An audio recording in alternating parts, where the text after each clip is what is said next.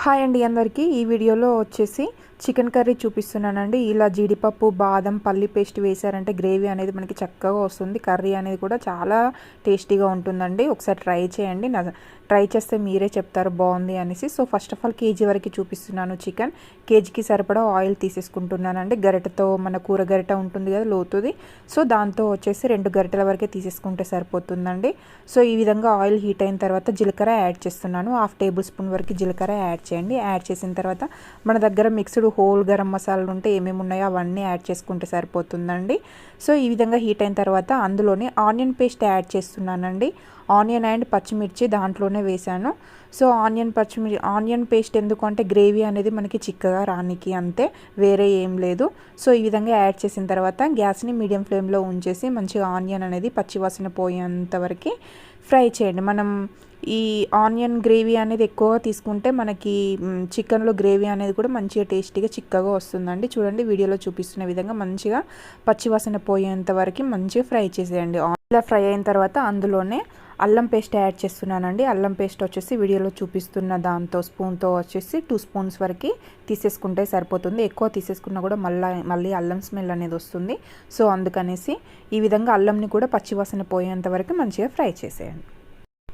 చూడండి మనకి వీడియోలో చూపిస్తున్న విధంగా ఆనియన్ అండ్ అల్లం మనకి ఈ విధంగా మంచిగా వేగితే సరిపోతుందండి. ఇప్పుడు అందులోనే టమాటో పేస్ట్ యాడ్ చేస్తున్నానండి. టమాటోస్ వచ్చేసి కేజీకి ఒక నార్మల్వి 2 తీసేసుకున్నాను నేను. సో ఈ రెండింటిని కూడా మంచిగా మెత్తగా మిక్సీ పట్టేసేయండి.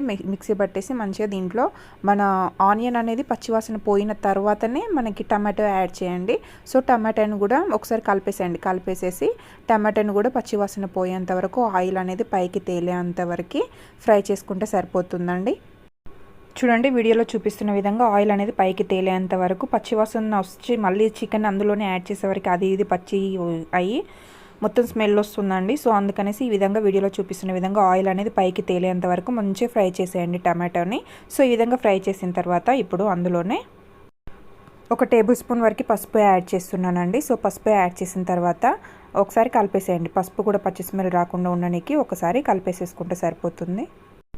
చూడండి వీడియోలో చూపిస్తున్న విధంగా మంచిగా మనం వేసినవన్నీ మంచిగా ఆయిల్లో ఫ్రై అయ్యాయి కదా అండి. ఇప్పుడు ఇందులోనే పుదీనా యాడ్ చేస్తున్నానండి. పుదీనా వచ్చేసి 1 గుప్పెడు వరకు తీసేసుకుంటే సరిపోతుంది. ఎక్కువ తీసేసుకున్న పుదీనా ఫ్లేవర్ వస్తుందండి తింటూ ఉంటే. సో అందుకనేసి 1 గుప్పెడు వరకు వేసేసుకుంటే సరిపోతుంది. పుదీనాని కూడా పచ్చివాసన పోయేంత వరకు మంచిగా ఫ్రై చేసేయండి. తర్వాత ఇప్పుడు చూడండి పుదీనా అనేది మంచిగా ఆయిల్లో ఫ్రై అయింది కదా అండి. ఇప్పుడు అందులోనే మంచిగా ఫ్రెష్గా వాష్ చేసి పెట్టేసుకున్న చికెన్ కూడా యాడ్ చేస్తున్నానండి. వాటర్ లేకుండా తీసేసుకోండి చికెన్ని, ఎందుకంటే వాటర్తో తీసేసుకుంటే చికెన్ స్మెల్ అంతా కొంచెం స్మెల్ అనేది వస్తుంది.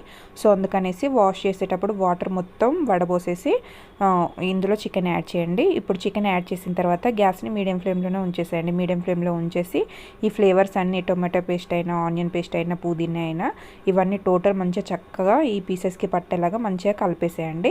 కలిపేసేసి మూత పెట్టేసి ఒక 10 మినిట్స్ వరకు మంచిగా కుక్ అవ్వనివ్వండి. చూడండి ఆఫ్టర్ 10 మినిట్స్ చూపిస్తున్నాను మీకు. చూడండి సైడ్స్కి వాటర్ అనేది ఆయిల్ అనేది లైట్గా వచ్చింది. ఎందుకంటే మనం చికెన్ వాటర్తో తీసుకోలేదు కాబట్టి ఇట్లా ఆయిల్ అనేది మనకి చక్కగా సైడ్స్కి తెలుస్తుంది. అదే మనం వాటర్తో యాడ్ చేసామనుకోండి ఈ మూత పెట్టిన ఆవిరికి ఆ చికెన్లో ఉన్న ఆ వాటర్కి టోటల్ అంతా వాటర్ అనేది బయటకు వచ్చేస్తూ ఉంటాయి. సో అందుకనేసి వాటర్తో తీసుకోకండి చికెన్ని. ఈ విధంగా ఒకసారి కలిపేసేయండి. అడుగు మాడకుండా ఒకసారి కలిపేసేసుకొని మళ్ళీ ఒకసారి మూత పెట్టేసేయండి. మూత పెట్టేసిన తర్వాత ఆఫ్టర్ 10 మినిట్స్ చూపిస్తున్నానండి, extra 10 minutes. So 10 minutes after చూడండి మనకు మూతలో ఉన్న ఆవిరి సైడ్స్కి ఆ వాటర్ అనేది ఏ విధంగా ఫామ్ అయిందో మనకి. సో ఒకసారి అడుగు మాడకుండా అడుగు అంటుకోకుండా ఒకసారి కలిపేసేసుకోండి. మళ్ళీ ఎక్స్ట్రా వాటర్ ఏం యాడ్ చేయాల్సిన అవసరం ఏం లేదండి. దీంతో చికెన్ అనేది టోటల్గా కుక్ అయిపోతుంది. సో అందుకనేసి ఎక్స్ట్రా వాటర్ ఏమి యాడ్ చేయకండి, టేస్ట్లెస్ అవుతుంది చికెన్ అనేది. ఒకసారి అడుగు మాడకుండా చక్కగా ఒకసారి కలిపేసేసుకోండి. చూడండి లెగ్ పీస్లు ఉన్నాయి కాబట్టి కలపనికి నాకు సరిగ్గా వస్తలేదండి. సో అందుకనేసి చూడండి సైడ్స్కి ఆయిల్ అనేది కూడా ఏ విధంగా తేలుతుందో ఈ విధంగా తేలినప్పుడు అందులోనే మనకి టేస్ట్కి సరిపడా కారం కూడా యాడ్ చేయండి. ఎందుకంటే మనం ఆయిల్లో whole mixed garam masala add చేసాము. సో అదేంటి పచ్చిమిర్చి పేస్ట్ కూడా యాడ్ చేసాం కదా. సో అందుకనేసి కాస్త చూసి వేసుకోండి కారం అనేది. కారం మంచిగా ఈ పీసెస్కి పట్టేలాగా మంచిగా కలిపేసేయండి ఒకసారి. చూడండి మూత పెట్టేసి మళ్ళీ ఆఫ్టర్ 10 మినిట్స్ చూపిస్తున్నాను. చూడండి ఆఫ్టర్ 10 మినిట్స్కి మనకి ఆయిల్ అనేది కూడా సైడ్స్కి ఈ విధంగా వచ్చింది. చూడండి పీస్ అనేది కూడా మనకి దాదాపు 70% కుక్ అయిందండి. చూడండి పీస్ అనేది కూడా ఎలా బోర్డ్ నుంచి విడిగా అయిపోయిందో. ఇప్పుడు అందులోనే టేస్ట్కి సరిపడా సాల్ట్ కూడా యాడ్ చేసేసుకోండి. సాల్ట్ యాడ్ చేసేసి ఒక్కసారి కలిపేసేయండి. గ్యాస్ని సిమ్లో ఉంచేసేయండి కలిపేటప్పుడు, ఎందుకంటే పైన చిల్లుతూ ఉంటుంది అది కుక్ అవుతుంటే. సో అందుకనేసి కలిపేటప్పుడు మాత్రమే గ్యాస్ని సిమ్లో ఉంచేసి కలిపేసి మళ్ళీ మీడియంలో పెట్టేసుకుంటే సరిపోతుంది గ్యాస్ని. చూడండి ఎంత చక్కగా కనిపిస్తుందో మనకి కలుపుతూ ఉంటేనే. స్మెల్ మాత్రం చక్కగా వస్తుందండి. స్మెల్కే కడుపు నిండిపోయేలా ఉంది. చూడండి కలుపుతుంటే మంచిగా ఆయిల్ అయినా గ్రేవీ కూడా చూడండి మనకి ఈ విధంగా, అంటే కొంచెం లైట్గా గ్రేవీ ఇష్టపడే వాళ్ళకైతే ఈ టైప్ ఆఫ్ చికెన్ అనేది కర్రీ అనేది చాలా చక్కగా నచ్చుతుందండి. సో అలాంటి వాళ్ళకైతే ఇప్పుడు అందులోనే 2 టేబుల్ స్పూన్ వరకు హోల్ మిక్స్డ్ ధనియా పౌడర్ యాడ్ చేస్తున్నానండి. హోల్ మిక్స్డ్ ధనియా పౌడర్ యాడ్ చేసేసి మళ్ళీ ఒకసారి ఆ ధనియా పౌడర్ టోటల్ పీసెస్కి పట్టేలాగా ఒకసారి కలిపేసేసుకోండి.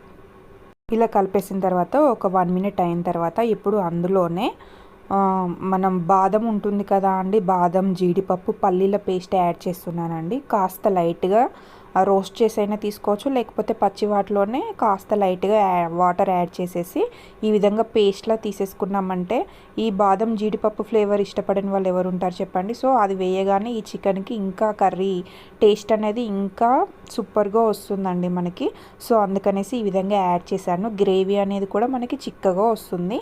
సో మీరు డ్రై అయినా తీసేసుకోండి, లేకపోతే కొంచెం కాస్త వేయించైనా తీసేసుకున్నా సరిపోతుంది. ఈ పేస్ట్ అనేది మంచిగా వాటర్ పోసేసి మెత్తగా మిక్సీ పట్టేసేయండి. పలుకులు ఏం లేకుండా మెత్తగా మిక్సీ పట్టేసి ఇందులో యాడ్ చేసేసి ఒక్కసారి కలిపేసేయండి. కలిపేసేసి మూత పెట్టేసేయండి. మూత పెట్టేసి ఒక 2 or 3 మినిట్స్ వరకు ఉంచేసుకుంటే సరిపోతుందండి. 3 మినిట్స్ ఆఫ్టర్ చూపిస్తున్నాను మీకు. చూడండి ఆయిల్ అనేది కూడా ఎంత చక్కగా వచ్చిందో మనకి సైడ్స్ కూడా.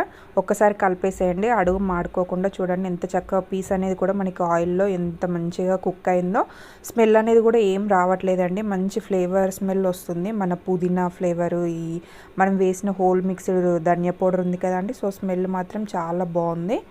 ఇప్పుడు లాస్ట్ అండ్ ఫైనల్గా కొత్తిమీర యాడ్ చేయండి. కొత్తిమీర యాడ్ చేసిన తర్వాత ఆ కొత్తిమీర ఫ్లేవర్ కూడా కొంచెం మంచిగా చికెన్కి పట్టేలాగా ఒక 1 మినిట్ మూత పెట్టేసి కుక్ చేసుకున్నామంటే వేడి వేడి చికెన్ కర్రీ రెడీగా ఉంటుందండి. మంచిగా ఈ ప్రాసెస్లో చేశారంటే టేస్టీగా ఉంటుంది, ఎందుకంటే మనం బాదం అండ్ జీడిపప్పు మిక్స్డ్ పేస్ట్ వేసాం కాబట్టి సూపర్గా ఉంటుందండి.